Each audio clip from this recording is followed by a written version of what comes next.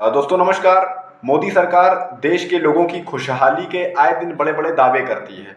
वो कहती है कि उसकी सरकार में देश तरक्की कर रहा है, लोग बहुत ही खुशहाल जीवन जी रहे हैं। लेकिन आए दिन जो रिपोर्ट्स सामने आती हैं वो सरकार की पोल पट्टी खोलने में बहुत ही अहम योगदान निभा देती हैं। हाल ही में देखिए ग्लोबल हंगर इंडेक्स की एक रिपोर्ट आ गई है जिसमें अब की बार भारत की रैंकिंग 105वें स्थान पर रही। समझना जरूरी है कि पिछली बार ये रैंकिंग 111वें स्थान पर थी और अब की बार बहुत मामूली सुधार हुआ और 105वें स्थान पर हमारा देश की रैंकिंग हो गई। और इससे भी निराशाजनक बात यह है कि श्रीलंका, बांग्लादेश और नेपाल जैसे देश हमसे बेहतर स्थिति में हैं। तो सबसे चिंतनीय बात है वो यही है। जब हम ग्लोबल हंगर इंडेक्स पर बात कर ही रहे हैं, यानी भूख सूचकांक पर बात कर ही रहे हैं, तो हमें यह भी समझना जरूरी है कि पिछले ही दिनों तमिलनाडु में एक बंगाल के शख्स की भूख की वजह से मौत होने की खबर सामने आई थी। हालांकि चुनावों का टाइम चल रहा है इसलिए वो खबर दब गई थी या उस पर ज़्यादा बातें भी नहीं हुई थी। इसके अलावा भाजपा शासित राज्य में ऐसा हुआ नहीं था, इसलिए भाजपा जो है इस मुद्दे को दबाने में कामयाब भी हो गई।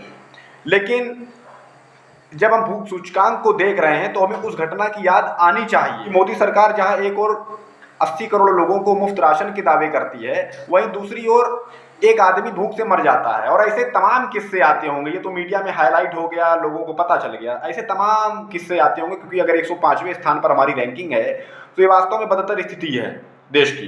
तो फिर बड़ा सवाल ये उठता है कि उस व्यक्ति तक जो भूख से मर गया था या जो भूख से परेशान है, जिनको 2 वक्त की रोटी मुहैया नहीं हो पाती, उन लोगों तक मोदी सरकार मुफ्त राशन क्यों नहीं पहुंचा पा रही है? बड़ा सवाल। और दूसरा बड़ा सवाल कि 80 करोड़ लोग 5 किलो मुफ्त राशन पर मोहताज क्यों हैं? इसको भी 2028 तक बढ़ाने की भी बात सामने आ गई। अभी देखिए केंद्रीय कैबिनेट की बैठक होती है, उसमें सरकार ने 5 किलो राशन को 2028 तक बढ़ाने की घोषणा भी कर दी है। यानी साफ है कि सरकार जो है वो लोगों को इस काबिल शायद नहीं देखना चाहती या इस काबिल नहीं बनाना चाहती कि लोग जो हैं खुद अपने बल पर पैसे कमा सकें और राशन खरीद सकें। उसको मुफ्त राशन देना है, उसको बस उसी पर अपनी वाहवाही लूटनी है कि देखिए हम 5 किलो मुफ्त राशन दे रहे हैं। बहुत गंभीर सवाल है।